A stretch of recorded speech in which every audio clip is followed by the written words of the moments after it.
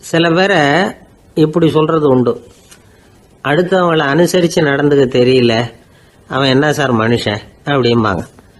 சக மனிதர்களோட எப்படி பழகிறது அப்படின்னு தெரியாததுனாலேயே பல பேர் இன்னைக்கு சங்கடப்பட்டுக்கிட்டு இருக்கிறாங்க. வசதி வாய்ப்பெல்லாம் சரியாக இருக்கும், ஆனால் வாழ்க்கை சரியாக இருக்காது. இன்னொருத்தர்கிட்ட எப்படி பேசுறது பழகிறதுங்கிறது தெரியாததுனால தான் இந்த அவஸ்தை. சரி, இந்த அவஸ்தை இல்லாமல் வாழறது எப்படி? இதுக்கு அனுபவசாலிகள் சில வழிமுறைகளை சொல்கிறாங்க. அதெல்லாம் என்னென்னங்கிறத இப்போ தெரிஞ்சுக்குவோம். முதல்ல நம்ம நாக்கு நம்ம கண்ட்ரோலில் இருக்கணும். வார்த்தைகளை கொட்டி விட்டு அதுக்கப்புறம் அள்ள முடியாமல் கிடந்து கஷ்டப்படக்கூடாது. எப்படி பேசுகிறோங்கிறதும் முக்கியம், பேசுகிறப்ப எப்படி முகத்தை வச்சிருக்கிறோங்கிறதும் முக்கியம். அன்பாக பேசினாலும் நல்லா இருக்கும். அப்படி பேசுகிறப்ப ஆதரவாக அவர் தோள் மேலே ஒரு கையை போட்டுக்கிட்டு பேசினா இன்னமும் நல்லா இருக்கும். ரெண்டாவது விஷயம், இன்னொருத்தர்கிட்ட பேசுகிறப்போ வாக்குறுதிகளை அள்ளி வீசக்கூடாது. கொடுக்குற வாக்குறுதி குறைச்சலாக இருக்கணும். அப்படி கொடுத்த வாக்குறுதியை கண்டிப்பாக நிறைவேற்றணும். நாம் ஒருத்தரை பாராட்டுறோம் அல்லது அவரை பற்றி அபிப்பிராயம் சொல்கிறோம்னா அது ஆக்கப்பூர்வமாக இருக்கணும். நம்ம பாராட்டு அல்லது விமர்சனம் அடுத்தவருடைய முன்னேற்றத்துக்கு உதவுறது மாதிரி இருக்கணும். நாம் சொல்கிறத கேட்டுட்டு அவன் தலையில் கையை வச்சுட்டு உட்காந்துடக்கூடாது. எப்பவும் உற்சாகமாக இருக்கணும், முகம் மலர்ச்சியாக இருக்கணும். மனுஷன் இருந்தால் வருத்தம், கவலை, ஏமாற்றம் எல்லாம் இருக்க தான் செய்யும். அதெல்லாம் மனசில் இருக்கட்டும். அந்த வருத்தமும் கவலையும் ஏமாற்றமும் சேர்ந்துக்கிட்டு நம்ம முகத்தில் இருக்கிற மலர்ச்சியை மூடி மறைக்கிறதுக்கு நாம் இடம் கொடுத்துடக்கூடாது. எந்த விஷயத்தை பற்றி யாருக்கிட்ட பேசினாலும் வெளிப்படையாக பேசணும், திறந்த மனசோட பேசணும். மூடி மறைச்சி முன்னு மூழ்கிக்கிட்டு இருக்கக்கூடாது. இன்னொருத்தர்கிட்ட பேசுகிறப்போ விவாதம் பண்ணுங்க, அது தப்பு இல்லை. ஆனால் வாதாடிக்கிட்டு இருக்கக்கூடாது. அதாவது என்ன சொல்கிறாங்கன்னா, டிஸ்கஸ் பண்ணலாம், ஆர்கியூ பண்ணக்கூடாதான். நம்மக்கிட்ட இருக்கிற நல்ல குணங்களை நாம் எடுத்து சொல்லிகிட்டு இருக்கக்கூடாது. அந்த நல்ல குணங்களே நம்மளை பற்றி எடுத்து சொல்லணும். அது மாதிரி நடந்துக்கணும். அதே மாதிரி அடுத்தவங்க கிட்ட உள்ள கெட்ட குணங்களை பற்றி அவசியம் இல்லாமல் நாம் பேச வேண்டியதில்லை. உங்களை பற்றி யாராவது தப்பாக பேசுகிறாங்களா, அப்படி அவங்க பேசுகிறதுல உண்மை இல்லையா அப்படின்னா அதை நீங்கள் பொருட்படுத்த வேண்டியதில்லை, விட்டுடலாம். அது தானாக போயிடும். ஒரு 4-5 பேரோட பேசிக்கிட்டு இருந்தீங்கன்னா எல்லாருக்கும் முக்கியத்துவம் கொடுங்க, யாரையும் அலட்சியப்படுத்தாதீங்க. தமாஷா பேசலாம், ஆனால் உங்கள் தமாஷ் அடுத்தவங்களை கேலி பண்ணுறதா இருக்கக்கூடாது. நமக்கு கிடைக்க வேண்டியது கிடைக்கலையே அப்படிங்கிற தவிப்பு நம்மக்கிட்ட இருக்கக்கூடாது. அது தேவையில்லை. உங்கள் செயல்பாடுகள் தெளிவாக இருக்கட்டும், பாராட்டு தானாக அவங்கள தேடிட்டு வரும். இன்னொரு மனுஷனுடைய மனசில் கௌரவமான ஒரு இடத்த பிடிக்கணும்னா நாம் இந்த குணத்தையெல்லாம் நம்மக்கிட்ட வளர்த்துக்கணும். இதெல்லாம் அனுபவசாலிகள் சொல்லியிருக்கிற குறிப்புகள். இந்த குறிப்புகளை சரியாக புரிஞ்சுக்கணும், அது முக்கியம். தப்பாக புரிஞ்சுக்கிட்டா என்ன ஆகும் தெரியுமா? இதை கேளுங்க. ஒருத்தர் வந்தார், சார் அடுத்தவங்க தோள் மேலே கையை போட்டுக்கிட்டு அன்பாக பேசணும்னு சொன்னீங்க, அப்படி தான் பேசினேன். அவர் முதுகை கூட தட்டி கொடுத்தேன், என் வேலை போயிட்டுது சார், வீட்டுக்கு அனுப்பிச்சிட்டாங்க அப்படின்னார். யாருக்கிட்ட அப்படி பேசுனீங்கன்னு கேட்டோம். என் முதலாளிகிட்ட சார் அப்படிங்கிறார் ரொம்ப சோகமாக. ஒரு சின்ன பையன் வந்தான், அவனை பார்த்து ஒரு கேள்வி கேட்டோம். ஏன்ப்பா உங்கள் வீட்டில் அம்மா புத்திசாலியா அப்பா புத்திசாலியா அப்படின்னு. அவன் அலட்சியமாக நம்மளை பார்த்து சிரிக்கிறான். என்ன சார் இது, இந்த காலத்தில் இது கூட தெரியாமல் இருக்கிறீங்களே அப்படிங்கிறான். ஒரு சின்ன பையன் நம்மளை பார்த்து இப்படி கேட்டு விட்டானே அப்படின்னு நினைக்கிறப்போ நமக்கு ஒரு மாதிரி ஆகிடும். அதுக்கப்புறம்தான் இந்த தாத்தா பாட்டிலாம் சொல்கிற ஒரு கதை ஞாபகத்துக்கு வந்தது. அது என்ன கதை தெரியுமா? ஒரு ஊரில் ஒரு அம்மாவும் பிள்ளையும் இருந்தாங்களாம். அந்த மகனுக்கு திடீர்னு தேசாந்திரம் போய் வரணும்னு ஆசை வந்துட்டுது. ஊராக போய் சுற்றி பார்க்கணுங்கிற ஆசை. அந்த அம்மாவுக்கு இது பிடிக்கல. மகனை பிரிஞ்சு இருக்கிறதுக்கு அவங்க மனசு இடம் கொடுக்கல. வேணாப்பான்னு சொல்லி பார்த்தாங்க, அவன் கேட்கல. திடீர்னு புறப்படவும் செஞ்சுட்டான். சரி, இனிமேல் அவனை தடுக்க முடியாதுன்னு முடிவு பண்ணிக்கிட்டாங்க அந்த அம்மா. இருந்தாலும் புத்திசாலித்தனமாக ஒரு யோசனை பண்ணாங்க. மகனை கிட்டத்தில் கூப்பிட்டாங்க. அவங்ககிட்ட சொன்னாங்க, இதை பாருப்பா, நீ தேசாந்திரம் போகிறதுன்னு தீர்மானம் பண்ணிவிட்ட, அதை நான் தடுக்கலை, போயிட்டு வந்துடும். ஆனால் போகிறதுக்கு முன்னாடி எனக்கு ஒரு வாக்குறுதி கொடுத்துட்டு போ அப்படின்னாங்க. போகிறப்போ ராத்திரியாக இருந்தாலும் பகலாக இருந்தாலும் சரி, புளிய மரத்து நிழலில் தான் தங்கணும். திரும்பி வர்றப்போ இரவும் பகலும் நீ வேப்ப மரத்து நிழல்லே தங்கணும் அப்படின்னாங்க. சரி, அப்படியே செய்கிறேன்னு சொல்லி வாக்குறுதி கொடுத்தான் பையன். புறப்பட்டு போனான். போகிற வழியில் புளிய மரத்து நிழல்லையே தங்கினான், தூங்கினான். அப்படி போய்கிட்டே இருந்தான். 7வது நாள் அவன் உடம்பு சுகமில்லாமல் போயிட்டுது. ரொம்பவும் பலவீனமாயிட்டான். இனிமேல் நடக்க முடியாதுங்கிற நிலைமை வந்துட்டுது. யோசிச்சு பார்த்தான். சரி, இதுக்கு மேலே போக வேண்டாம் அப்படின்னு முடிவு பண்ணிட்டு திரும்பி வர ஆரம்பிச்சுட்டான்.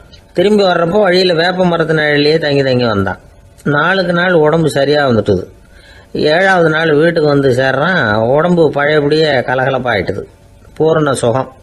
தேசாந்திரம் போன பையன் திரும்பி வந்துட்டானே அப்படின்னு அந்த அம்மா ஆச்சரியப்படலை. ஏன்னா அவங்களுக்கு தெரியும் இப்படி ஆகும்னு. பையன் சீக்கிரமாக திரும்பி வரணுங்கிறதுக்காக தான் அவங்க அந்த யோசனையை சொன்னாங்க. என்ன விஷயங்கிறதையும் அவங்களே சொன்னாங்க. மகனே, புளிய மரத்து நிழல் உடம்புக்கு உஷ்ணத்தை கொடுக்கும், சீக்க உண்டாக்கும். அதனால் நீ தொடர்ந்து புளிய மரத்து நிழலில் தங்கினாவே நோய்க்கு ஆளாயிட்ட. அதனால் நல்ல பயணத்தை முடிச்சுக்கிட்டு திரும்பி வரணுங்கிற முடிவுக்கு வந்துட்ட. திரும்பி வர்றப்போ நீ தங்கினது வேப்ப மரத்து நிழல். அது உடம்புக்கு குளிர்ச்சியை தரக்கூடியது, நோயை தீர்க்கக்கூடியது. அதனால் சுகமாக வீட்டுக்கு சேர்ந்துட்ட. உன்னோட தேசாந்திர பயணத்தை தடுக்கிறதுக்காக தான் இப்படி பண்ணினேன் அப்படின்னாங்களாம் அந்த அம்மா. பார்த்தீங்களா அம்மாவோட புத்திசாலித்தனத்தை? அப்பாவாக இருந்தால் இப்படியா பண்ணுவார்? ஒரு அப்பா பையன்கிட்ட 10 ரூபா கொடுத்து இதை எடுத்துக்கிட்டு அடுத்த ஊருக்கு போய் அங்கே இருக்கிற மாமா கிட்ட இதை கொடுத்துட்டு வாடா, வழியில் எங்கேயாவது மரத்தடியில் படுத்து தூங்கி விடாதே அப்படின்னு எச்சரிக்கை பண்ணி அனுப்புனாராம். பையனுக்கு எச்சரிக்கையாக வாழறது எப்படிங்கிறத கற்றுக் கொடுக்கறதுக்காக இப்படி பண்ணார். அவன் பணத்தை வாங்கிக்கிட்டு போனான். அப்பா சொன்னதை மறந்துட்டு ஒரு மரத்தடியில் படுத்து தூங்கிட்டான். அவனுக்கு தெரியாமல் அவன் பின்னாடியே போன அப்பா அவன் கையில் இருந்த அந்த 10 ரூபாயை நைஸாக எடுத்துகிட்டு வந்துட்டார். அவன் பையில் தானே வச்சுருந்தான், அது தெரியாமல் எடுத்துகிட்டு வந்துட்டார். அவன் தூங்கிக்கிட்டு இருக்கான். எடுத்துகிட்டு ஒரு மறுபடியும் வீட்டுக்கு வந்துட்டார். பையன் முழிச்சுக்கிட்டு பையை தடவி பார்க்குறான், பணத்தை காணும். அழுதுகிட்டே திரும்பி வந்தான். அப்பா கிட்ட விஷயத்த சொன்னான். அப்பா சிரிச்சுக்கிட்டே சொன்னார், அதுக்கு தான்ப்பா ஆரம்பத்திலேயே எச்சரிக்கை பண்ணினேன், இனிமேலாவது நீ ஜாக்கிரதையாக இருக்கணும் அப்படிங்கிறதுக்காக தான் இப்படி பண்ணினேன். அந்த பணம் எங்கேயும் போயிடலை, நான் தான் அதை உனக்கு தெரியாமல் எடுத்து வச்சிருக்கிறேன். இதோ பாரு அப்படின்னு சொல்லிக்கிட்டு சைடு பாக்கெட்டில் கையை விட்டா அது ஓட்டையாக இருக்குது. அதை எவனோ ஏற்கனவே கத்திரிச்சு எடுத்துகிட்டு போயிட்டான். இப்போ அப்பா முகத்தில் அசடு வழிஞ்சுதான். ஒரு ஆள் இருந்தான், நிறைய பணம் சம்பாதிச்சான். ஆனால் செலவு பண்ண மனசு வரல, கருமி. அவன் என்ன பண்ணா, சேர்த்த பணம் பூராவையும் ஒரு மரத்தடியில் புதைச்சி வச்சுருந்தான். வாரத்துக்கு ஒரு தடவை அந்த மரத்தடிக்கு வருவான். புதைச்ச இடத்த ஆவலோடு பார்த்துக்கிட்டு இருப்பான். அதுக்கப்புறம் போயிடுவான். அவ்வளவுதான். ஒரு நாள் ஒரு திருடன் வந்தான். இவன் புதைச்சி வச்சுருந்ததெல்லாம் எடுத்துகிட்டு போயிட்டான். இது தெரிஞ்சு போச்சு. அந்த கருமி புலம்ப ஆரம்பிச்சிட்டான். இவன் புலம்பலை கேட்டதும் அக்கம் பக்கத்தில் இருந்தவங்கெல்லாம் ஓடி வந்தாங்க. என்ன விஷயம்னு விசாரித்தாங்க. இவன் சொன்னான். ஒரு பெரியவர் கேட்டார், ஏப்பா வாரம் இந்த இடத்த பார்க்கறதாக சொன்னியே, எப்போவாவது இதில் இருக்கிற பணத்தை எடுத்து செலவு பண்ணியிருக்கியா அப்படின்னு கேட்டார். நான் அப்பப்போ அதை பார்க்கறது தான் வழக்கம், அதை தொட்டதே இல்லைன்னு அவன். சரி அப்படின்னா இப்போவும் நீ அதே மாதிரி வாரம் ஒரு தடவை இந்த இடத்த பார்த்துட்டு போகலாமே அப்படின்னாராம் அந்த பெரியவர். அதுவும் சரிதானே, எவ்வளவு காலமானாலும் அவன் அந்த பணத்தை எடுத்து செலவு பண்ண போகிறதில்ல. அப்படி இருக்கிறப்ப உள்ளே பணம் இருந்தாலும் ஒன்று தான், இல்லாமல் போனாலும் ஒன்று தான். இதிலிருந்து என்ன புரியுதுன்னா, ஒருத்தர்கிட்ட இருக்கிற பணத்தை கொண்டு அவர் பணக்காரரா ஏழையா அப்படின்னு முடிவு செய்கிறது சரியில்லை. அந்த செல்வத்தை அனுபவிக்கிற திறன், பயன்படுத்துகிற திறன், அதை வச்சு தான் அவர் ஏழையா பணக்காரரா அப்படிங்கிறத நிர்ணயம் பண்ணணும். அதுதான் சரி. செலவு பண்ண தெரியாதவன் சேகரம் பண்ணிகிட்டே இருக்கிறதுனால என்ன பிரயோஜனம்? தலைமுடியே இல்லாதவன் தாராளமாக சீப்புகளை வாங்கி சேகரம் பண்ணுறது மாதிரி தானே இது. சில சமயம் செலவு பண்ண நாம் தயாராக இருந்தால் கூட அந்த செல்வம் நமக்கு பயன்படுறதில்ல. அரேபியாவில் ஒரு நகை வியாபாரி விலை உயர்ந்த முத்துக்களை எல்லாம் அவர் வச்சு வியாபாரம் பண்ணிகிட்டு இருந்தார். அவர் ஒரு சமயம் ஒரு பாலைவனம் வழியாக போயிட்டு இருக்கிறார் ஒட்டகத்தில். அப்போது திடீர்னு கடுமையான புயல் வீச ஆரம்பிச்சுட்டுது. திசை தவறி இவர் எங்கேயோ வந்துட்டார். கூட வந்தவங்களையும் காணலை, எங்கே போனாங்களும் தெரியல. இவர் ரொம்ப பயந்து போய் அங்கே எங்கேயுமா அலைஞ்சு திரியிறார். வழியே தெரியல. பசி கடுமையாயிட்டுது. ஒட்டகத்து முதுகில் ஒரு மூட்டை இருந்தது. அதை பிரித்து பார்த்தார். உள்ளே ஏதாவது இருக்கான்னு தேடி பார்க்குறார். அது வரைக்கும் கண்ணில் தட்டுப்படாத அபூர்வமான ஒரு பை கண்ணில் பட்டுது. ஆஹா, அதில் ஏதாவது சாப்பிட்றதுக்கு இருக்கும் அப்படின்னு நினச்சி ஆவலாக அதை பிரித்து பார்க்குறார். அந்த பையில் விலை உயர்ந்த முத்துக்கள் நிறைய இருந்துதான். அப்போ தான் அவர் நினச்சாராம், விலை உயர்ந்த முத்துக்கள் கூட சாப்பிட்றதுக்கு உணவாக முடியாது அப்படிங்கிறத புரிஞ்சுக்கிட்டாராம். எந்த நேரத்தில் எது நமக்கு தேவையோ அது நமக்கு தாராளமாக கிடைக்கணும். அப்படி அது கிடைக்கிறதுக்கு நம்மக்கிட்ட இருக்கிற செல்வம் பயன்படணும். அது நமக்கும் பயன்படலாம், நம்ம மூலமாக அடுத்தவங்களுக்கும் பயன்படலாம். அதுதான் செல்வத்தின் பயன். ஒரு மரத்தடியில் ஒருத்தன் உட்காந்து அழுதுகிட்டு இருந்தான். அந்த பக்கமாக வந்த இன்னொருத்தன் ஏப்பா அழுதுகிட்டு இருக்கிறேன்னு கேட்டான்.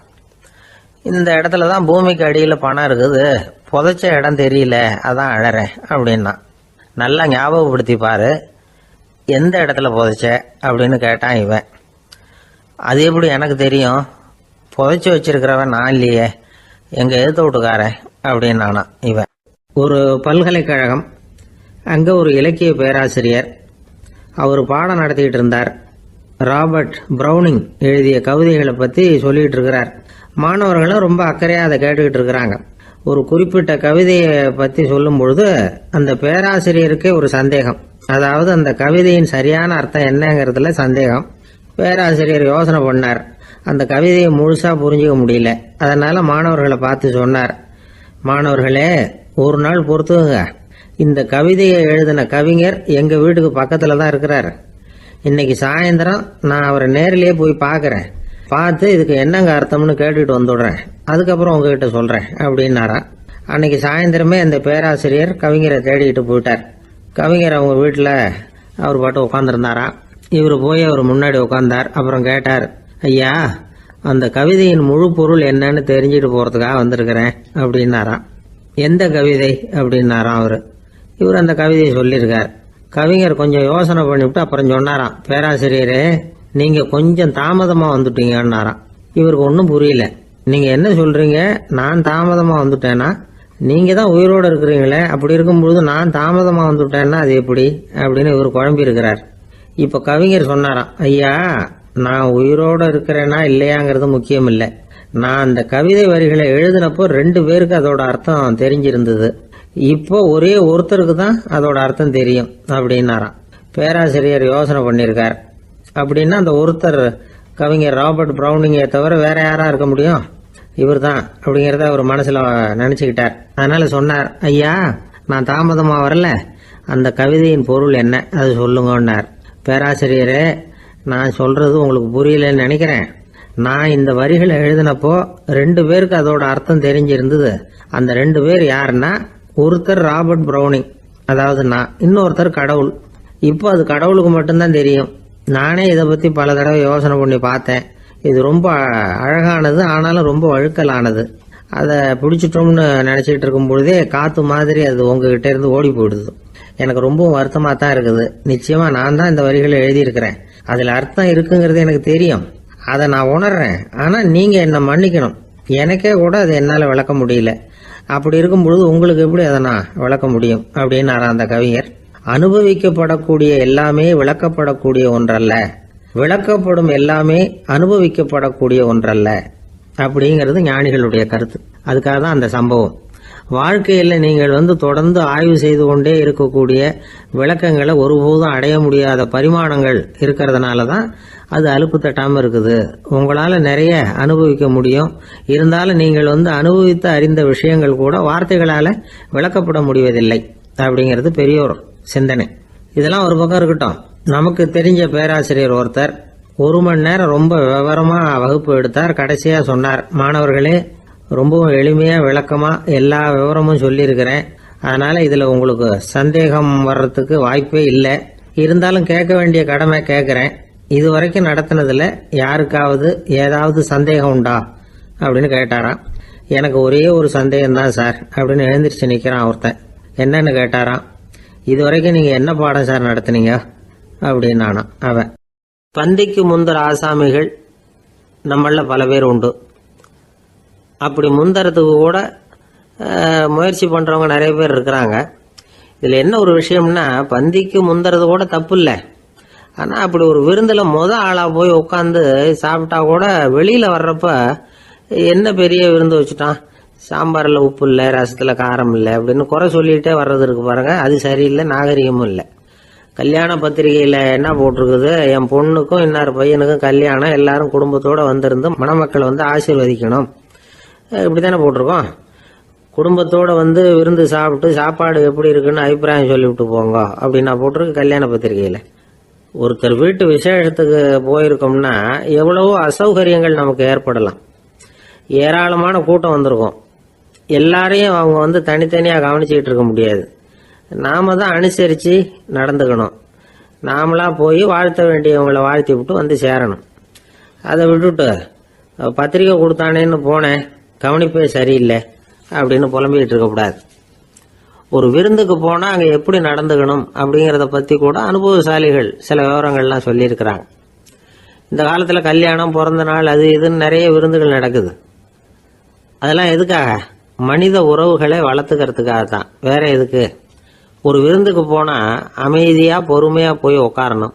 அடித்து பிடிச்சிக்கிட்டு இடத்த பிடிக்க போகிறேன் அப்படின்னு நிற்கக்கூடாது. முதல் பந்தி நடந்துக்கிட்டு இருந்தால் அது முடிஞ்சு இலை எடுத்து சுத்தம் பண்ணதுக்கு அப்புறம் போய் உட்கார்றது தான் நாகரீகம். இலை எடுக்கிறதுக்கு முன்னாடியே அங்கே போய் உட்காந்தா நல்லா இருக்காது. நீங்கள் சாப்பிட்டுட்டு உட்காந்துருக்கீங்களா, சாப்பிட்றதுக்கு உட்காந்துருக்கீங்களா, பார்க்குறவங்களுக்கு சந்தேகம் வந்துடும். அதே மாதிரி இலையில எல்லா ஐட்டமும் பரிமாறினதுக்கு அப்புறம் சாப்பிட ஆரம்பிக்கணும். ஒவ்வொரு ஐட்டமாக வைக்க வைக்க நாம் பாட்டுக்கு எடுத்து உள்ளே தள்ளிகிட்டே இருந்தோம்னா எதை வச்சோம் எதை வைக்கலன்னு பரிமாறினவரே குழம்பி போயிடுவார். ஏன்னா எப்போ பார்த்தாலும் இலை காலியாகவே இருக்கும். சாப்பிட்றப்போ உங்கள் சாப்பாட்டையே நீங்கள் கவனிக்கணும். அடுத்தவங்க இலையில என்ன இருக்குது, பக்கத்தில் இருக்கிறவர் எதை அதிகமாக சாப்பிட்றார், இதெல்லாம் நமக்கு என்னத்துக்கு? எல்லாரும் சாப்பிட்டு முடிக்கிற வரைக்கும் பொறுமையாக இருக்கிறது தான் நல்லது. நீங்கள் மட்டும் திடீர்னு பாதியில் எழுந்திரிச்சு பக்கத்தில் இருக்கிறவங்களுக்கு சங்கடமாக இருக்குமேங்கிறதெல்லாம் யோசிக்காமல் நீங்கள் பாட்டு எழுந்திரிச்சு போகக்கூடாது. பக்கத்தில் உள்ளவங்க உங்களை எழுந்திரிக்க சொன்னால் எழுந்திரிச்சு போகலாம். விருந்துகளில் சாப்பாட்டை வீணாக்கிறதே ஒரு நாகரிகமாக போட்டுது. இந்த காலத்தில் சாப்பாட்டுக்கே கஷ்டப்பட்டுக்கிட்டு பல பேர் இந்த உலகத்தில் இருக்கிறப்போ சாப்பாட்டை வீணாக்கிறது எவ்வளோ பெரிய மோசங்கிறத நினச்சி பார்க்கணும். வேணுங்கிற அளவுக்கு கேட்டு வாங்கி சாப்பிட்றது தான் முறை. விருந்தில் இந்த பஃபே அப்படின்னு சொல்லி ஒரு முறை சொல்கிறாங்கல்ல, அதாவது உணவு வகைகளையெல்லாம் பொதுவாக ஒரு இடத்துல வச்சுடுறது, நமக்கு தேவையானதை நாமே எடுத்து ஒரு தட்டில் போட்டுக்கிட்டு சாப்பிட வேண்டியது. இதில் கூட சில பேர் தேவைக்கு அதிகமாக எடுத்து போட்டுக்கிட்டு வீணாக்குறாங்க.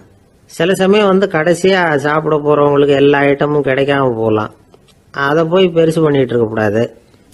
என்ன சார் இந்த அளவுக்கு கூடவா நாகரிகம் தெரியாமல் இருக்கிறோம், இதை போய் பெருசாக சொல்ல வந்துட்டீங்களே அப்படின்னு நினைக்கலாம்.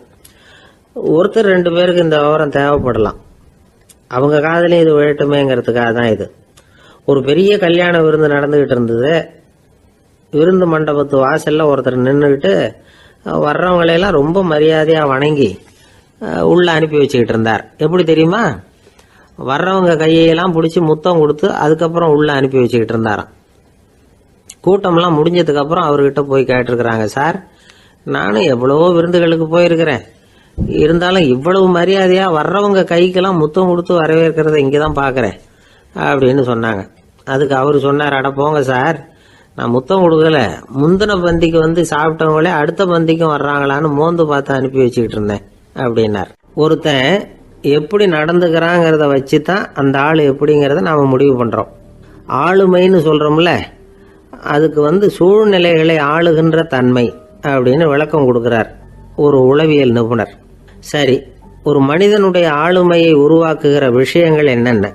பிறப்பு, வளர்க்கப்பட்ட விதம், படிப்பு, நண்பர்கள், சமுதாயம், இப்படி நிறைய உண்டு.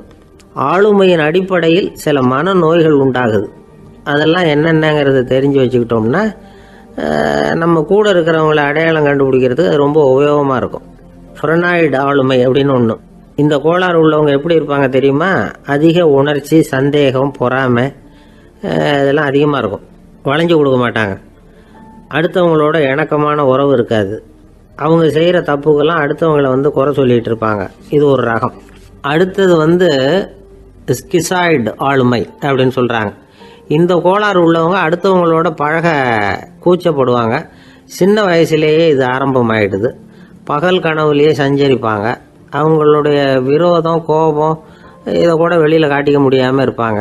இவங்களுக்கு அகமுகம், பிரச்சனைகள்லேருந்து ஒதுங்கி எதுலேயும் ஈடுபாடு இல்லாதவங்களாக இருப்பாங்க. இப்படி ஒரு ரகம். அடுத்தது சைக்ளோதமிக் ஆளுமை அப்படின்னு சொல்கிறாங்க. அது என்னென்னா உணர்ச்சிகளில் ஏற்றத்தாழ்வு அதிகமாக இருக்குமா. சில சமயம் பார்த்தா மகிழ்ச்சியாக இருப்பாங்க, சில சமயம் சோகமாக உட்காந்துருப்பாங்க. அவங்க மனநிலைக்கு தகுந்த மாதிரி சமூக நிகழ்ச்சிகளில் பங்கெடுத்துக்குவாங்க. இன்னொரு வகை என்னென்னா எண்ணப்பீடிகை ஆளுமை அப்படின்னு பேர் வச்சிருக்கிறாங்க. அதுக்கு இவங்களுக்கெல்லாம் கரெக்டாக இருக்கணும், எல்லாம் சட்டத்திட்டம், இதுலேயும் ஒரு ஒழுங்குமுறை, இப்படி எதிர்பார்க்குற மனோபாவம். இவங்க எதிர்பார்ப்புக்கும் வரன்முறைக்கும் மற்றவங்க கட்டுப்படணும்னு நினைப்பாங்க. இந்த நிலைமை நீடிச்சா என்ன ஆகும் தெரியுமா? அலைக்கழிக்கிற எண்ணங்கள் திரும்ப திரும்ப ஒரே செயலை செய்ய தூண்டுற மன தளர்ச்சிக்கு ஆளாயிடுறாங்க. அடுத்தது ஹிஸ்டீரியா ஆளுமை. சின்ன விஷயத்தையெல்லாம் பெருசுபடுத்தி நாடகமாக்குற நடிகர்கள் இவங்க. உணர்ச்சி அதிகம் உள்ளவங்க. இவங்க மன எழுச்சியில் பக்குவமின்மை, குழந்தைத்தனம், முதிர்ச்சியின்மை எல்லாம் இருக்கும். தன்னலம் மிக்க குணம். பிறர் தன்னை மட்டுமே கவனிக்கணும்னு நினச்சி செயல்படுறது, இதெல்லாம் இவங்க அடையாளம். அடுத்த ரகம் எப்படின்னா வளர்ச்சியற்ற ஆளுமைன்னு சொல்கிறாங்க. அடுத்தவங்களோட இணங்கி போக முடியாதவங்க, அறிவு, மன எழுச்சி, சமூக உறவு இதில் எல்லாம் போதுமான வளர்ச்சியையும் நிறைவையும் பெற முடியாதவங்க. இவங்களால வாழ்க்கையில் முன்னேற முடியாது. பிச்சைக்காரங்க, குற்றவாளிகள் இவங்ககிட்டெல்லாம் இது மாதிரியான ஆளுமை அதிகமாக இருக்குமா. அடுத்தது என்னென்னா சோர்வுடைய ஆளுமை. எதுலேயும் உற்சாகம் இல்லாமல் சோர்ந்து போயிருப்பாங்க. அதுக்கெல்லாம் நமக்கு வலிமை இல்லைப்பா அப்படின்னு சொல்லிட்டு இருப்பாங்க. சின்ன விஷயங்களுக்கெல்லாம் அதிர்ச்சி அடையிறது, வாழ்வின் சுவையை அனுபவிக்க முடியாதவங்க. இன்னொரு ரகம் இது கொதித்தெழும் ஆளுமைங்கிறாங்க. எதுக்கு எடுத்தாலும் ஆத்திரம், குரோதம், வன் செயல் இதிலெல்லாம் ஈடுபாடு இப்படி உள்ளவங்க. நத்தை வகை ஆளுமை அப்படின்னு ஒன்று. அடுத்தவங்க மேலே விரோதம் இருக்கும், அடிக்கணுங்கிற எண்ணம் இருக்கும். ஆனால் அதை அப்படியே வெளியில் காட்டாமல் அதே சமயம் அமைதியான முறையில் வெறுப்பை வெளிக்காட்டுற ரகம். இவங்கெல்லாம் பேசாமல் கம்முன்னு இருந்துக்கிட்டே நினைச்சதை நிறைவேற்றிக்கிடுவாங்க. முன்ஜாக்கிரதை ஆளுமை அப்படின்னு ஒரு ரகமா.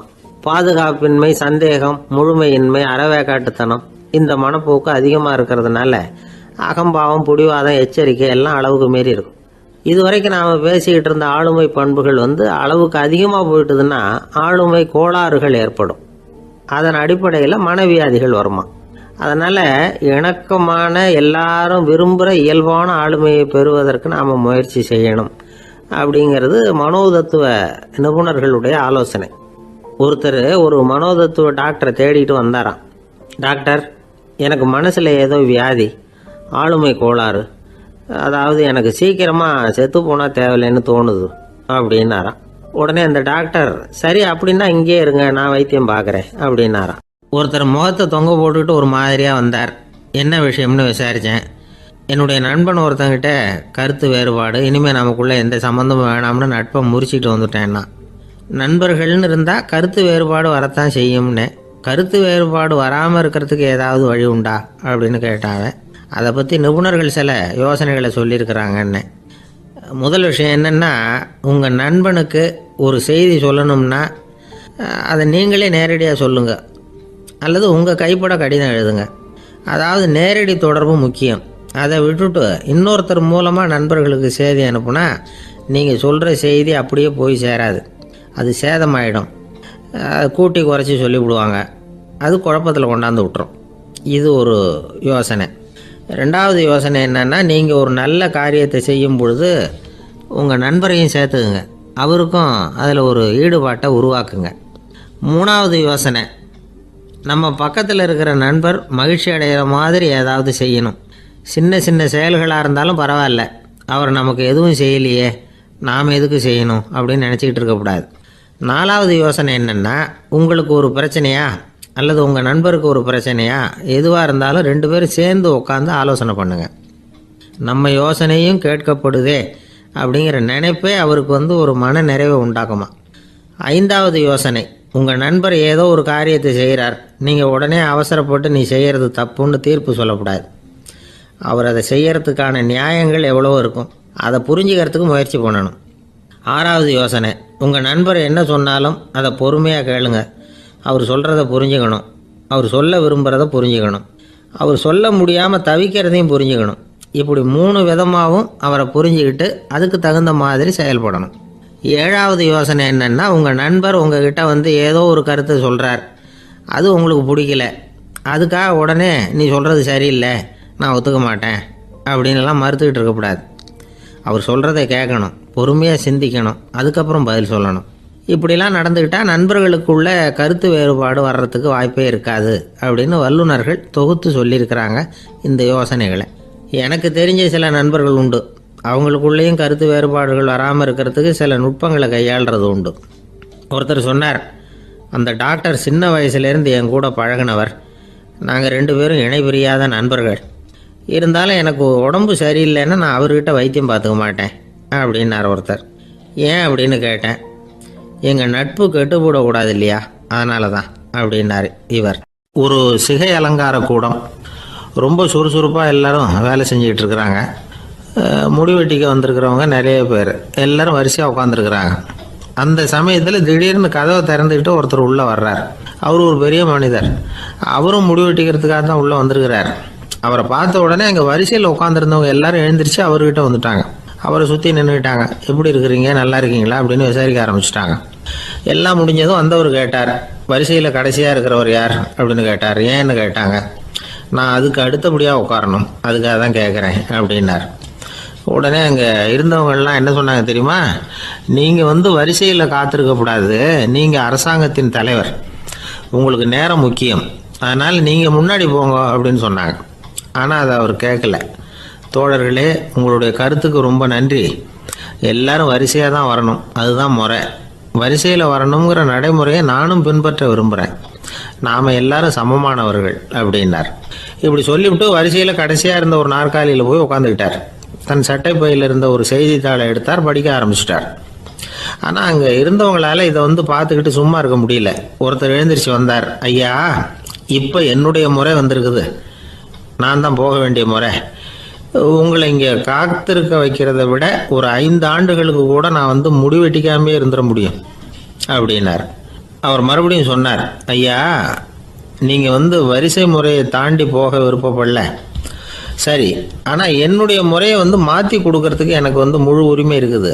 இதுக்கு பதிலாக உங்களுடைய கடைசி இடத்த நான் எடுத்துக்கிறேன், இதை நீங்கள் மறுக்க முடியாதுன்னார். அங்கே இருந்த மற்றவங்களும் இதை ஒரு மனசாக வற்புறுத்த ஆரம்பிச்சிட்டாங்க. அந்த பெரிய மனிதர் பார்த்தார், சரின்னு கடைசியாக ஒத்துக்கிட்டார். அவர் யார் தெரியுமா? அவர் தான் மாவீரர் லெனின். ரஷ்யாவில் கிரெம்ளின் சிகை அலங்கார கூடத்தில் தான் இது நடந்தது. எல்லாரும் இந்நாட்டு மன்னர்கள்னு வாயளவில் பேசுகிறதுல என்ன பிரயோஜனம்? நாம் எல்லாரும் சமங்கிறத நடைமுறையில் கடைபிடிச்சி காட்டினவங்க கொஞ்சம் பேர் தான். அவங்களில் ஒருத்தர் தான் லெனின். வரிசையில் நின்று வர்றதுங்கிறது ஒரு சிறந்த பண்பு, உயர்ந்த பண்பு. இன்றைக்கி பல இடங்களில் அது நமக்கு தேவைப்படுது. ஒரு ரேஷன் கடை வாசல், கடை திறக்கிறதுக்கு முன்னாடியே எல்லோரும் வரிசையில் நின்றுட்டாங்க. கடைசியாக வந்த ஒருத்தர் க்யூவில் முன்னாடி போகிறதுக்கு முயற்சி பண்ணுறார். ஏற்கனவே நின்றுட்டு இருக்கிறவங்க அவரை முன்னாடி போகிறதுக்கு விட மாட்டேங்கிறாங்க. கடைசியாக போய் நில்லையா அப்படின்னு எல்லாரும் கத்துறாங்க. அது அவர் காதில் வாங்கலை. முண்டி அடிச்சுக்கிட்டு முன்னாடி போகிறதுக்கே முயற்சி பண்ணிகிட்டு இருக்கிறார். எல்லாரும் சேர்ந்து அவரை வலுக்கட்டாயமாக இழுத்து கொண்டாந்து பின்னாடி கொண்டு போய் நிறுத்திவிட்டு சொன்னாங்க, இதை பாருப்பா, நாங்கள் இருக்கிற வரைக்கும் நீங்கள் முன்னாடி போய் எதையும் வாங்க முடியாது, தெரிஞ்சுக்கோ அப்படின்னாங்க. இப்போ அந்த ஆள் சொன்னாராம், நான் இங்கே பின்னாடி நிற்கிற வரைக்கும் நீங்களும் எதுவும் வாங்க முடியாது அப்படின்னாராம். ஏன்னு கேட்டிருக்கிறாங்க. நான் தான் அந்த கடையை திறக்க வேண்டிய ஆள் அப்படின்னா. ஒருத்தர் ஒரு தவறு செஞ்சு விடுறாருன்னு வச்சுக்கோங்க. உடனே நீ செஞ்சது தவறு அப்படின்னு சொல்கிறது ஒரு வகை. அதுக்கு பதிலாக எது சரின்னு அவர் புரிந்து கொள்ள உதவி செய்கிறது இன்னொரு வகை. இந்த 2வது வகை இருக்குது பாருங்கள், நிர்வாக இயலில் இது ரொம்ப முக்கியம். அலுவலகத்தில் வேலை பார்க்குற ஒருத்தர் முக்கியமாக தெரிஞ்சுக்க வேண்டியது என்ன தெரியுமா? சக ஊழியர்கள்கிட்ட எப்படி பழகணும், மேலதிகாரிகள்கிட்ட எப்படி பழகணும், தனக்கு கீழே வேலை செய்கிறவங்கக்கிட்ட எப்படி பழகணும், வாடிக்கையாளர்கள்கிட்ட எப்படி பழகணும், இவங்க எல்லார்கிட்டையும் செம்மையான உறவை ஏற்படுத்திக்கிறது எப்படி, இதையெல்லாம் சொல்லிக் கொடுக்குற பாடம் தான் இன்டர் பர்சனல் ஸ்கில், திறமையான உறவு அப்படிங்கிறது. எந்த வேலையில் இருந்தாலும் சரி, இந்த உறவுகளை வளர்க்கும் திறன் உள்ளவங்க சீக்கிரம் முன்னுக்கு வந்துடுறாங்க. மற்றவங்க கிட்ட உறவை பலப்படுத்திக்கிறது எப்படி அப்படின்னு தெரிஞ்சுக்கிட்டோம்னா எந்த ஒரு தடையையும் சுலபமாக தாண்டி செய்கிற தொழிலில் முன்னுக்கு வந்துடலாம். ஹார்வர்டு பல்கலைக்கழகத்தில் ஒரு கணக்கெடுப்பு பண்ணி பார்த்தாங்களாம். பார்க்குற வேலையில் எது மாதிரி குணாதிசயம் உள்ளவங்க வேகமாக முன்னுக்கு வர்றாங்க அப்படின்னு தெரிஞ்சுக்கிறதுக்காக இந்த கணக்கெடுப்பு. வெவ்வேறு துறையில் வேகமாக முன்னுக்கு வந்திருக்கிற பல பேரை சந்தித்து இந்த சர்வேயை நடத்தியிருக்கிறாங்க. அவங்க கண்டுபிடிச்சி சொல்லியிருக்கிற உண்மை என்ன தெரியுமா? ஒருத்தர் ஒரு வேலையில் இருந்தால் அது சம்பந்தப்பட்ட சப்ஜெக்ட் பற்றிய அறிவு 35% இருந்தால் போதுமா. ஆனால் உறவுகளை வளர்க்கக்கூடிய திறன், இன்டர் பர்சனல் ஸ்கில்லு 65% வேணும். இப்படி உள்ளவங்க சீக்கிரம் முன்னுக்கு வந்துடுறாங்களாம். அதனால் ஒருத்தருக்கு வேலை சரியாக புரியலைன்னா கூட விவரமாக மற்றவங்கக்கிட்ட பழகிறது எப்படின்னு புரிஞ்சால் போதும், அவர் முன்னுக்கு வந்துடலாம். அலுவலகங்களில் மட்டும் இல்லை, எல்லா இடங்கள்லையும் இது ரொம்ப முக்கியம். வீட்டுக்குள்ளேயும் இது ரொம்ப முக்கியம், வீட்டுக்கு வெளியேயும் இது முக்கியம். அடுத்தவங்க கிட்ட பழகிறது எப்படிங்கிறத தெரிஞ்சுக்காதவன் வாழ்க்கையில் முன்னேற முடியாது. இன்றைக்கி ஆயுதங்களால் காயப்படுத்தி கொள்ளுகிறவர்களை விட வார்த்தைகளால் காயப்படுத்தி கொள்ளுகிறவர்கள் தான் அதிகம். பெரியவங்க என்ன சொல்கிறாங்க தெரியுமா? நீங்கள் இந்த பூமியில் பிறந்ததன் அர்த்தம் பூர்த்தி ஆகணும்னா அடுத்தவங்களுக்கு உதவி பண்ணுங்க. அடுத்தவங்களுக்கு உதவி செய்ய முடியாவிட்டால் கூட பரவாயில்லை, ஆனால் யாரையும் புண்படுத்தி விடாதீங்க அப்படின்னு சொல்கிறாங்க. எனக்கு தெரிஞ்ச ஒருத்தர் ஒரு அலுவலகத்தில் வேலை பார்க்குறார். அவர் சொல்லுவார், எனக்கு இந்த இன்டர்பர்சனல் ஸ்கில் ரொம்ப அதிகம் சார். சக ஊழியர்கள்கிட்ட ரொம்ப சுமூகமாக நடந்துக்குவேன். என் கூட வேலை பார்க்குற ஒருத்தருக்கு ஏதாவது ஒரு கஷ்டம்னா அந்த சமயத்தில் அவர் செய்ய வேண்டிய வேலையை நான் செஞ்சிருவேன் சார் அப்படிம்பார். நான் அவர்கிட்ட சமீபத்தில் அப்படி ஏதாவது செஞ்சுருக்கீங்களா அப்படின்னு கேட்டேன். செஞ்சுருக்கேன் சார். போன வாரம் புதன்கிழமை ஆஃபீஸில் என் பக்கத்து சீட்டுக்காரருக்கு வயிற்று வலி. உடனே நான் மெடிக்கல் லீவ் போட்டுவிட்டு எங்கள் வீட்டுக்கு போயிட்டேன் சார் அப்படின்னார். ஒரு சீன தேசத்து அரசர் இருந்தார். அவருக்கு வயசாயிட்டுது. அவருக்கு அடுத்தபடியாக அவருடைய புள்ள பட்டத்துக்கு வரணும், ஆட்சி பொறுப்பை ஏற்றுக்கணும். ஒரு நல்ல தலைவனுக்கு இருக்க வேண்டிய பண்புகள்லாம் தன்னுடைய மகனுக்கு இருக்கணும்னு விரும்பினார் அந்த அரசர். அதனால் இளவரசனை பக்கத்தில் இருந்த ஒரு குரு கிட்ட அனுப்புனார். இளவரசன் அவர்கிட்ட போய் சேர்ந்தான். அந்த குரு என்ன பண்ணார் தெரியுமா? இவனை பார்த்து சொன்னார், இதை பாருப்பா, நீ என்ன பண்ணுற, இப்போவே பக்கத்தில் இருக்கிற காட்டுக்கு போ, நடு காட்டில் போய் ஒரு இடத்துல உட்காந்துக்கோ. அங்கே என்னென்ன சத்தம்லாம் உன் காதில் விழுதுன்னு கவனித்து கேளு. உன் காதில் விழுந்த ஓசைகள் என்னென்னங்கிறத என்கிட்ட வந்து சொல்லு, அதுதான் எனக்கு தெரியணும், உனக்கு வேலையும் அதுதான் அப்படின்னு சொல்லி அனுப்பி வச்சுட்டார். இளவரசன் காட்டுக்கு போனான். குரு சொன்னபடியே ஒரு இடத்துல உட்காந்து கவனித்து கேட்டான். அதுக்கப்புறம் குருக்கிட்ட திரும்பி வந்தான். என்னென்ன சத்தம்லாம் கேட்ட அப்படின்னு கேட்டார் குரு. குருவே, காட்டில் நான் பறவைகள் சத்தம்லாம் கேட்டேன், மிருகங்களின் ஓசையையும் கேட்டேன், இதை தவிர இடி மின்னல் மழை இதுகளோட சத்தத்தையும் கேட்டேன் அப்படின்னா. குரு யோசனை பண்ணார், நீ இன்னமும் சரியாக கேட்கல, அதனால் மறுபடியும் காட்டுக்கு போ, கொஞ்ச நாள் தங்கியிருந்து கேட்டுட்டு வா அப்படின்னார். இளவரசனுக்கு ஒன்றும் புரியல. இருந்தாலும் குருவின் கட்டளையாச்சே, மறுக்க முடியுமா? உடனே அவன் மறுபடியும் காட்டுக்கு போனான். ஒரு இடத்துல உட்காந்தான். கொஞ்ச நேரம் உன்னிப்பாக கவனித்து கேட்டான். சில நாள் கழித்து குருக்கிட்ட திரும்பி வந்தான். குருவே, இந்த தடவை சில துல்லியமான சத்தங்களை எல்லாம் கேட்டான். தேனீ பறக்கிற சத்தம், நீரோடையின் மெல்லிய ஓசை, இதெல்லாம் கேட்டேன்னா. குரு சிரித்தார். நீ மறுபடியும் காட்டுக்கு போ, இன்னும் சில நாள் அங்கே இரு, முழுமையாக கவனமாக கேட்டுட்டு வா அப்படின்னு சொல்லி அனுப்பி வச்சுட்டார். இளவரசனுக்கு குழப்பம் அதிகமாயிட்டுது. ஒன்றுமே புரியல. மறுபடியும் காட்டுக்கு போனான். மௌனமாக ஒரு இடத்துல உட்காந்துட்டான். அப்படியே தியானத்தில் ஆழ்ந்துட்டான். சில நாளில் அவனுக்கு இதுவரை கேட்காத ஓசைகள்லாம் கேட்க ஆரம்பிச்சிட்டுது. இதைத்தான் நான் கேட்கணும்னு என்னுடைய குரு எதிர்பார்த்துருக்கிறாருங்கிறத புரிஞ்சுக்கிட்டான். உடனே குருக்கிட்ட ஓடனான். குருவே, இந்த தடவை காதுகளுக்கு கேட்க முடியாத சில ஓசைகளை கூட என்னால் உணர முடிஞ்சுது. பூ மலருகிற ஓசை, சூரியனால் பூமி சூடாகிறப்போ எழுகிற ஓசை, காலை பனித்துளி இந்த புல்லுலாம் குடிக்கிற ஓசை, இது எல்லாம் என்னால் நல்லா கேட்க முடிஞ்சுது அப்படின்னா. குருவுக்கு இப்போ தான் திருப்தி ஏற்பட்டு தான். இளவரசனை பார்த்து சொன்னார், இதை பாருப்பா, இப்போ தான் நாட்டை ஆளுகிற தகுதி உனக்கு வந்திருக்குது அப்படின்னு சொல்லி அதுக்கு விளக்கமும் கொடுத்தாராம். எந்த அரசன் தன்னுடைய மக்களின் இதயம் பேசுகிற மௌன மொழியை, மௌன வார்த்தைகளை கேட்குறானோ அவன்தான் ஆள தகுதி உள்ளவன். எந்த அரசன் தன்னுடைய மக்களின் உணர்ச்சிகளை உண்மையாக உணர்றானோ அவன்தான் முதன்மையான அரசன். போலி வார்த்தைகளை மட்டும் கேட்டுட்டு பல மௌன ராகங்களை காதில் வாங்கிக்காதவன் அரசனே இல்லை. எந்த நாட்டில் எப்போ ஒரு அரசன் தன்னுடைய மக்களின் உணர்ச்சிகளை கேட்க மறுக்கிறானோ அன்னையிலேருந்தே அந்த நாடு அழிய தொடங்குது அப்படின்னு அர்த்தம். இதுதான் அந்த குரு இளவரசனுக்கு போதிச்சது. வாயால் பேசுகிறத மட்டும் கேட்டு ஏமாறக்கூடாது, உணர்ச்சிகளையும் கேட்குறதுல தான் மனப்பக்குவம் உண்டாகும். மக்கள் உணர்ச்சிகளை புரிந்து கொள்ளாத அரசர்கள் நீடிச்சிருக்க முடியாது. அது மாதிரி நாடுகளில் அடிக்கடி குழப்பம் தான் உண்டாகும். அப்படி இருந்தால் அடிக்கடி ஆட்சி மாறிக்கிட்டு இருக்கும். அப்படிப்பட்ட ஒரு தேசம், அங்கே ஒரு சிறைச்சாலையில் 3 கைதிகள் பேசிக்கிட்டு இருந்தாங்க. ஒருத்தன் சொன்னான், நான் இந்த நாட்டு ராஜாவை எதிர்த்து பேசிக்கிட்டு இருந்தேன், அதனால் என்னை பிடிச்சி கொண்டாந்து இங்கே போட்டுவிட்டாங்க அப்படின்னா ஒருத்தன். இன்னொருத்தன் சொன்னான், நான் இந்த நாட்டு ராஜாவை ஆதரித்து பேசிக்கிட்டு இருந்தேன், அதனால் என்னை பிடிச்சி கொண்டாந்து இங்கே தள்ளிவிட்டாங்க அப்படின்னா. அது சரி, நீ என்ன தப்பு பண்ண அப்படின்னு சொல்லி 3வது ஆளை பார்த்து இவங்க கேட்டாங்க. அதுக்கு அந்த ஆள் சொல்கிறான், நான் தான் இந்த நாட்டு ராஜா அப்படின்னானா. ஒரு நண்பர், அவர்கிட்ட பேசிக்கிட்டு இருந்தேன். மனித உறவுகள் பற்றி அவர் சொல்லிகிட்டு இருந்தார். அமெரிக்காவில் தந்தை மகன் உறவு எப்படி இருக்குது அப்படிங்கிறத விளக்கிறதுக்கு அவர் ஒரு கதையை சொன்னார். ஒரு அப்பா பகல் பூராவும் அலுவலகத்தில் வேலை, ஓடி ஆடி உழைச்சிக்கிட்டு களைச்சி போய் ராத்திரி 10 மணிக்கு மேலே வீடு திரும்பினான். வீட்டு வாசலில் அவரோட மகன் காத்துக்கிட்டு இருக்கிறான். இன்னமும் தூங்கலை. அப்பா வாசல்லையே தடுத்து நிறுத்தி, அப்பா உனக்கு சம்பளம் எவ்வளவு அப்படின்னு கேட்குறான். ஏற்கனவே ஆஃபீஸு பிரச்சனைகளால் அலுத்து போய் திரும்புகிற அப்பாவுக்கு கோவம் வந்துடுது. என்னடா இப்படிலாம் கேளுன்னு உங்கள் அம்மா உனக்கு சொல்லி கொடுத்தாளா அப்படின்னு சொல்லிவிட்டு உள்ளே போய் சட்டையை கட்டி மாட்டி விட்டு குளிச்சு விட்டு மறுபடியும் வெளியில் வந்து உடையை மாற்றுகிற சமயம் அப்போ மறுபடியும் மகன் உள்ளே வந்து நிற்கிறான் அவர் முன்னாடியே. அப்பா உனக்கு எவ்வளவு சம்பளங்கிறான் மறுபடியும். அப்பாவுக்கு எரிச்சல் அதிகமாகிட்டுது. மணிக்கு $20 போதுமா அப்படின்னார். அப்படின்னா எனக்கு ஒரு $10 தர முடியுமான்னா மகன். இதுக்கு தான் என் சம்பளம் எவ்வளவுன்னு கேட்டியா? 2ஆம் வகுப்பு படிக்கிற உனக்கு எதுக்குடா $10 அப்படின்னு கத்திவிட்டு தொலைக்காட்சி பெட்டியின் முன்னாடி போய் உட்காந்துக்கிட்டு ஏதோ நிகழ்ச்சியை பார்க்க ஆரம்பிச்சிட்டார். கொஞ்ச நேரம் கழித்து மறுபடியும் மகன் வந்து நிற்கிறான். அப்பா ப்ளீஸ் எனக்கு ஒரு $10 கொடுக்க முடியுமா? மகனுடைய கண்களில் கண்ணீர். என்னடா அவன் கண்ணீரை காட்டி காரியம் சாதிக்கலாம்னு பார்க்குறியா? ஒரு காசு கூட கொடுக்க மாட்டான் போ அப்படின்னு விரட்டி விட்டான். மகன் கண்ணீரை தொடச்சிக்கிட்டே கண்ணை தொடச்சிக்கிட்டு பேசாமல் போய் படுத்துக்கிட்டானா. கொஞ்ச நேரம் ஆச்சு. அப்பாவோட கோபம் கொஞ்சம் கொஞ்சமாக குறைஞ்சிது. பிள்ளைகிட்ட கோபமாக கத்துனது தப்பு தாங்கிறது புரிஞ்சுது அவனுக்கு. எழுந்திரிச்சு போனான், படுக்கை இறக்கி போனான். மகனை பார்த்தான்.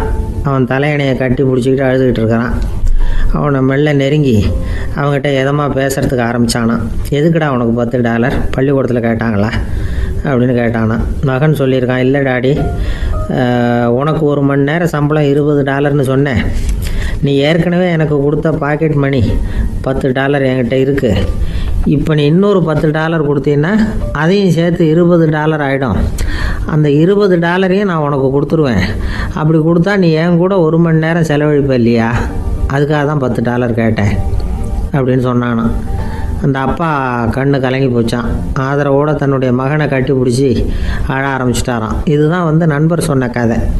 அமெரிக்கா மட்டும் இல்லை, உலகம் பூராவும் இன்றைக்கி மனித உறவுகள் இப்படி தான் மாறிட்டு இருக்கு.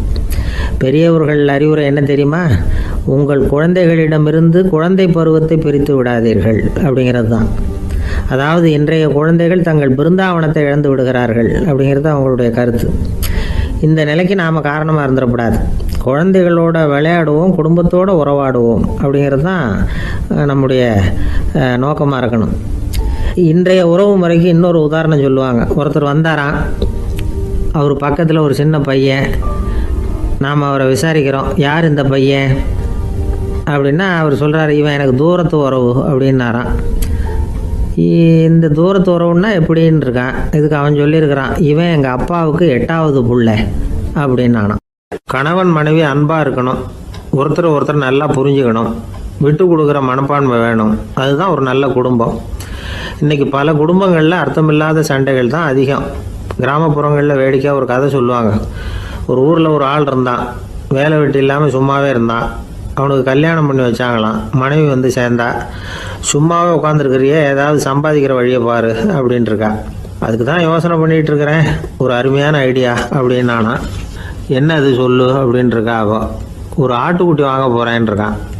அதை வாங்கி என்ன பண்ண போகிறேன்னா, அந்த குட்டி வளரும், பெருசாகும், அதுக்கப்புறம் அது நிறைய குட்டி போடும் அப்படின்ட்டுருக்கான். சரி, அப்புறம் என்ன, அதையெல்லாம் சந்தையில் கொண்டுட்டு போய் விற்றுவிட்டு அந்த காசுக்கு ஒரு எருவு மாடு வாங்கலாம். சரி, அது எதுக்கு?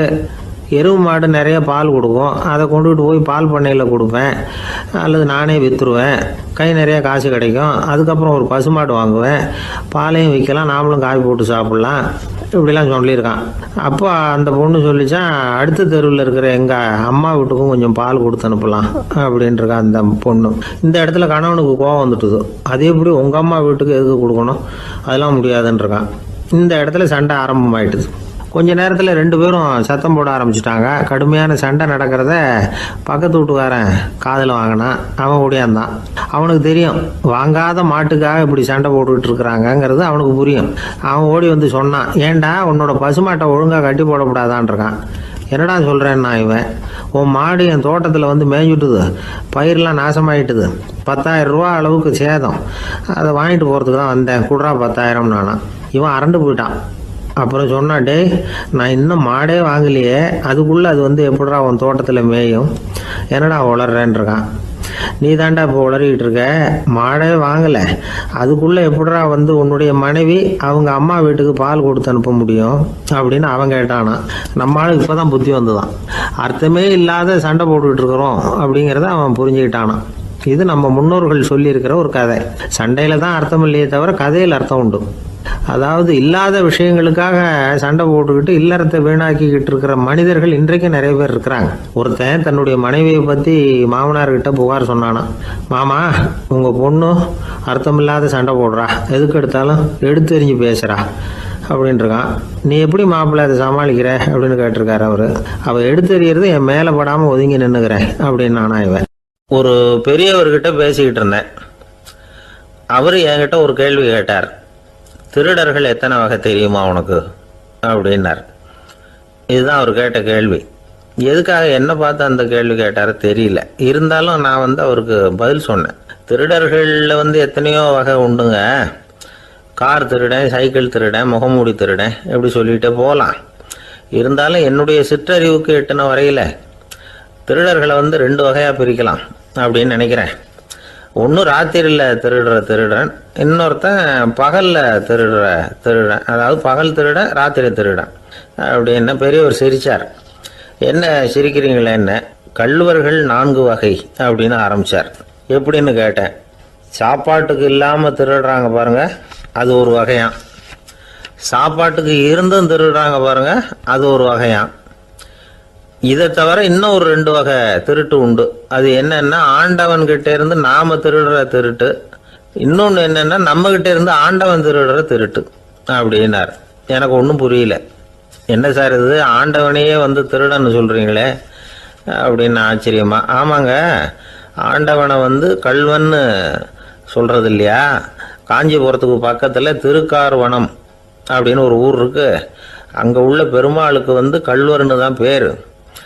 அது மட்டும் இல்லை, திருமங்கை ஆழ்வார் தம்முடைய திருநெடுந்தாண்டகத்தில் கார்வனத்துள்ளாய் கல்வா அப்படின்னு தான் அழைக்கிறார் அப்படின்னு நிறைய உதாரணம்லாம் சொல்ல ஆரம்பித்தார். அதுக்கப்புறம் அவர்கிட்ட பேசி நான் புரிஞ்சுக்கிட்ட விவரங்களை தான் நான் இப்போ உங்ககிட்ட சொல்ல போகிறது.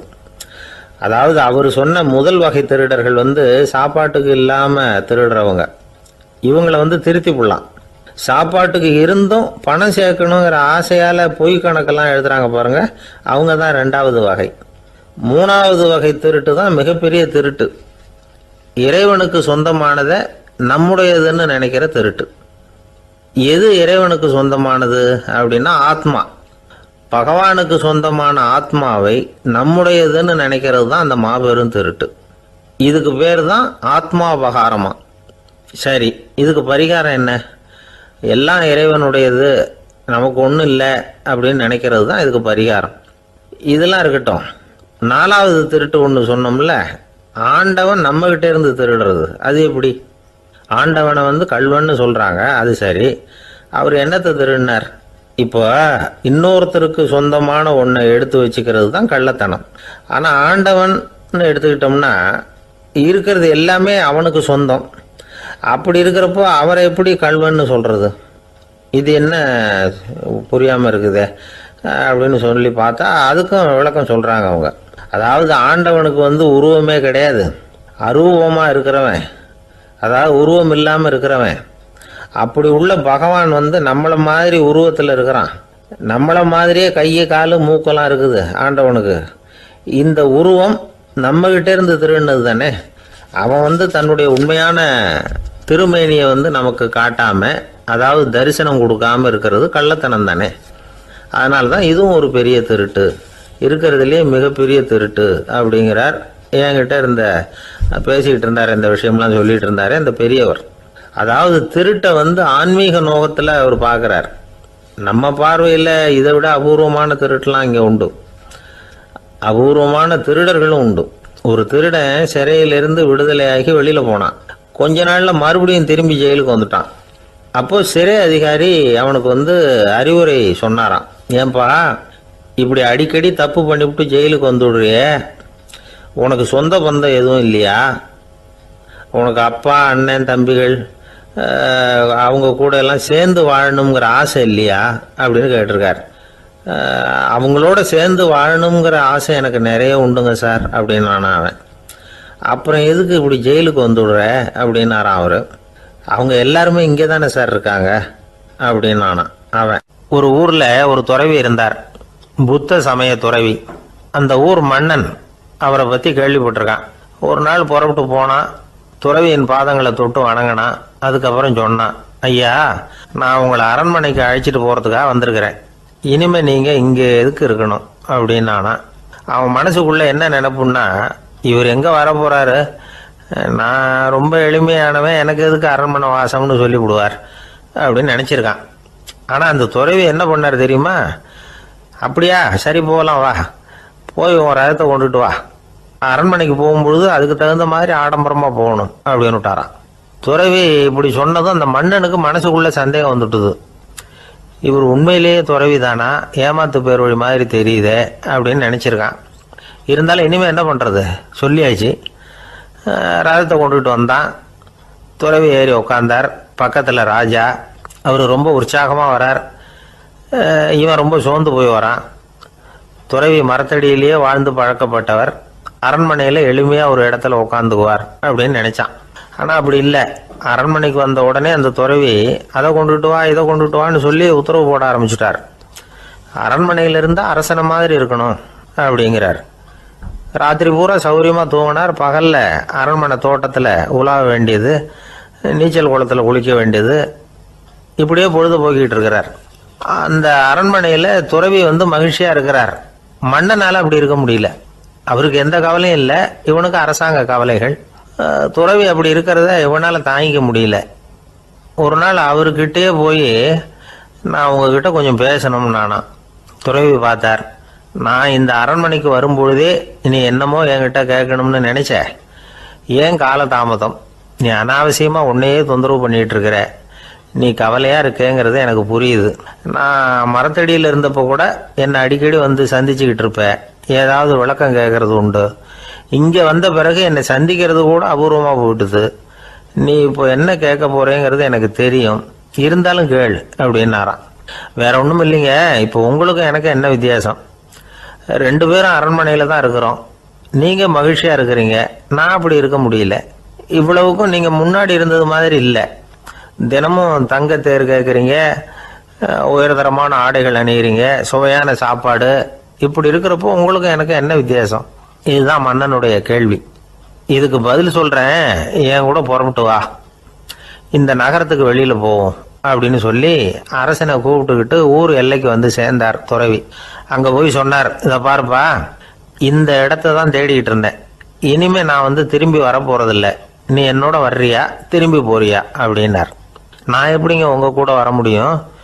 என்னுடைய நாடு, என்னுடைய சொத்துக்கள், மனைவி, மக்கள் எல்லாத்தையும் விட்டுட்டு எப்படிங்க வர்றதுன்னா. இப்போ அந்த துறவி சொன்னார், இப்போ வித்தியாசத்தை தெரிஞ்சுக்கிட்டியா? நான் அரண்மனையில் இருந்தேன், எல்லா வித பொருள்களும் உடையவனாக இருந்தேன், ஆனால் எதையும் சொந்தம் கொண்டாடுறவனா இருக்கல. ஆனால் நீ அப்படி இல்லை, எல்லாத்தையும் சொந்தம் கொண்டாடிக்கிட்டு இருக்கிற. இதுதான் நமக்குள்ள வித்தியாசம் அப்படின்னு சொன்னார். அரண்மனை ஆடைகளை அப்படியே களைஞ்சார், அரசங்கிட்ட கொடுத்தார். உன்னுடைய ஆடைகளை நீயே வச்சுக்கோன்னார். அவர் பாட்டுக்கு நடந்து போனார், திரும்பியே பார்க்கல. அரசனுக்கு அப்போதான் தன்னுடைய அறியாமை விளங்குச்சான். இதிலிருந்து நாம் புரிஞ்சிக்க வேண்டியது என்னன்னா, இந்த உலகத்தில் எத்தனையோ பொருள்கள், அதையெல்லாம் முறையாக பயன்படுத்தினா மகிழ்ச்சி. அதை விட்டுட்டு அதுக்கெல்லாம் சொந்தம் கொண்டாட ஆரம்பித்தா கவலை. நம்ம ஆட்கள் சொந்தம் கொண்டாடுற விதமே தனி. ஒரு ஆள் இன்னொருத்தங்கிட்ட ஒரு கொடை கடன் வாங்கியிருந்தான், திருப்பி கொடுக்கல. கொடையை கொடுத்தவன் கேட்டான், என்கிட்ட கடன் வாங்கினிய கொடை, அதை கொஞ்சம் திருப்பி தர்றியான்னா. அது உனக்கு இப்போ அவசரமாக தேவைப்படுதா அப்படின்னு கேட்டான் இவன்.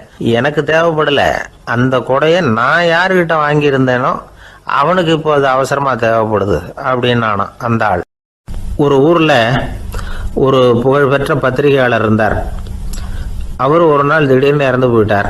அதுக்கப்புறம் நேராக சொர்க்கத்துக்கு போனார். சொர்க்கத்தின் வாசலில் நின்றுக்கிட்டு இருந்த ஒருத்தர் அவரை தடுத்தார். இதை பாரு, ஏற்கனவே இங்கே 12 பத்திரிகையாளர்கள் இருக்கிறாங்க, அவங்களுக்கே இங்கே வேலை இல்லை. அதுக்கு என்ன காரணம்னா, சொர்க்கத்தில் திடுக்கிடும் செய்திகள்லாம் ஒன்றும் கிடையாது. அப்படி என்ன இருக்க போகுது? இங்கே எல்லாம் அது ஒழுங்காக நடந்துக்கிட்டு இருக்கோம். எல்லாம் ஒழுங்காக நடந்தால் பத்திரிகைகளுக்கு சுவாரஸ்யமான கொலை கொள்ளை தீ வைப்பு இது மாதிரி எதுவும் இங்கே இல்லை. ஏற்கனவே இங்கே இருக்கிறவங்க எல்லாரும் மரத்தடியில் உட்காந்துக்கிட்டு தியானம் பண்ணிகிட்டு இருக்கிறாங்க. அந்த ஒரே செய்தி தான் தினமும் இங்கே வந்துக்கிட்டு இருக்குது. அதை படிக்கிறதுக்கே இங்கே ஆள் கிடையாது. அதனால் நான் என்ன சொல்கிறேன்னா, நீ பேசாமல் நரகத்துக்கே போயிடு. அங்கே எவ்வளவோ நிகழ்ச்சிகள் நடந்துக்கிட்டு இருக்கு. அங்கே தான் அதிகமான பத்திரிகையாளர்கள் தேவைப்படுறாங்க. அங்கே உனக்கு நிறைய வேலை இருக்கும். அதை செய்கிறதில்ல நீயும் மகிழ்ச்சியாக இருக்கலாம் அப்படின்னு சொன்னாராம். அங்கே அந்த சொர்க்கத்தின் வாசலில் நின்றுக்கிட்டு இருந்தவர்.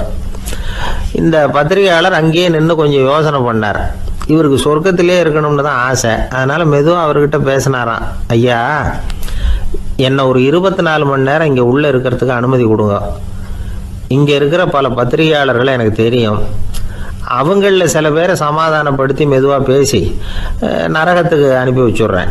நான் இங்கே இருந்துக்கிறேன். உங்கள் கணக்குப்படி 12 பேருக்கு மேலே இங்கே தாண்டாது. அப்படி பார்த்துக்கிறேன் அப்படின்னாராம். அவரும் யோசனை பண்ணி பார்த்துட்டு, சரி அப்படியே உனக்கு அனுமதி கொடுக்குறேன். ஆனால் ஒரு விஷயம், 24 மணி நேரம் தான் அனுமதி, அதுக்குள்ளே எல்லாம் நடக்கணும் அப்படின்ட்டுருக்கார். சரின்னு சொல்லிவிட்டு இந்த பத்திரிகையாளர் உள்ளே போனார்.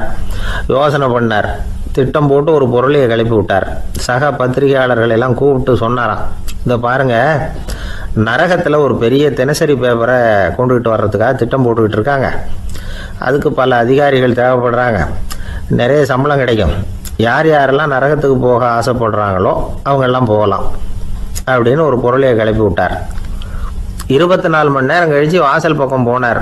அங்கே இருந்தவர்கிட்ட எத்தனை பேர் வெளியேறினாங்கன்னு விசாரிச்சாராம்.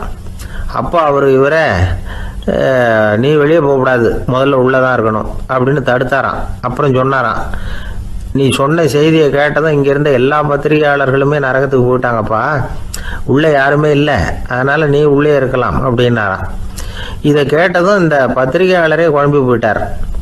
ஒருவேளை உண்மையிலேயே நரகத்தில் புதுசாக பத்திரிகை ஏதாவது ஆரம்பிக்க போகிறாங்களோ அப்படின்னு அவரே நினைக்க ஆரம்பிச்சிட்டாராம். அப்புறம் சொன்னாராம், ஐயா என்னை விட்டுருங்க, நான் நரகத்துக்கே போயிடுறேன், அங்கே ஏதோ விசேஷம் இருக்கணும் அப்படின்னாராம். இல்லைன்னா இத்தனை பேரும் ஒட்டு மொத்தமாக அங்கே போகிறதுக்கு சான்ஸே இல்லை, என்னை தடுக்காதீங்கன்னு கெஞ்ச ஆரம்பிச்சிட்டாராம். மற்றவங்க நம்பணுங்கிறதுக்காக ஒரு பொருளையை கிளப்பி விட்டார். கடைசியில் தானே அந்த பொருளைக்கு ஆளாயிட்டார். அதாவது பிறரை ஏமாற்றிய அவரது மனம் கடைசியில் அவரையே ஏமாற்ற ஆரம்பிச்சுட்டு பாருங்க. நீங்கள் இப்படி அடுத்தவங்களை ஏமாத்துறதுக்கு உங்கள் மனசை பழக்கப்படுத்துறீங்க, ஆனால் கடைசியில் அதனால் நீங்களே ஏமாற்றப்படுகிறீர்கள் அப்படிங்கிறது பெரியவர்களுடைய புத்திமதி. அதனால் உங்கள் மனசுக்கிட்ட ரொம்ப எச்சரிக்கையாக இருங்கோ அப்படிங்கிறாங்க. நம்ம ஆளுங்க அங்கே போய் என்ன சொல்லுவாங்கன்னா, இந்த பாரு அங்கே போகாத இங்கே போகாதேன்னு பயமுறுத்துறது உண்டு. சில பேர் அங்கே பேய் இருக்குது, பிசாசு இருக்குது அப்படின்னு பொருளையை கிளப்பி விடுறது உண்டு. இருட்டு நேரம் காட்டு வழியாக ஒருத்தன் போய்கிட்டு இருக்கிறான். அங்கே பேய் பிசாசு நடமாட்டம் இருக்கிறதாக வதந்தி. இவன் பயந்துக்கிட்டே வேகமாக போகிறான். காடு முடிஞ்சு மெயின் ரோட்டுக்கு வந்து சேர்ந்தான். அப்பாடா, ஒரு பஸ்ஸு நின்றுட்டு இருக்கு தனியாக. இருட்டில் லேசாக தெரிஞ்சுது. ஓடி போய் ஏறி உள்ளே உட்காந்துக்கிட்டான். பயந்துக்கிட்டே போனவன் அப்புறம் தான் தெரியுது உள்ள யாருமே இல்லை, டிரைவரும் இல்லை, கண்டக்டரும் இல்லை, வேற யாரும் இல்லை. இவனுக்கு பேய் பயம் அதிகமாக போட்டுது. ஏன்னா நடு ராத்திரி. இந்த நேரம் பார்த்து அந்த பஸ்ஸு தானே நகர ஆரம்பிச்சுதான். இவனுக்கு இன்னும் பயம் அதிகமாக போட்டுது. ஏன்னா டிரைவர் சீட்டு காலியாக இருக்குது, பஸ்ஸு நகருது. இவன் உடம்பு பூரா நடுங்க ஆரம்பிச்சுட்டுது. வீல்னு கத்தலாமான்னு பார்த்தான். அந்த நேரம் பார்த்து அவன் தோளில் ஒரு கை விழுந்துதான். திடுக்கிட்டு திரும்பி பார்த்துருக்குறான். அங்கே டிரைவர் நிற்கிறார். அவர் சொன்னாராம், ஏன்பா ஏற்கனவே பஸ்ஸு பிரேக்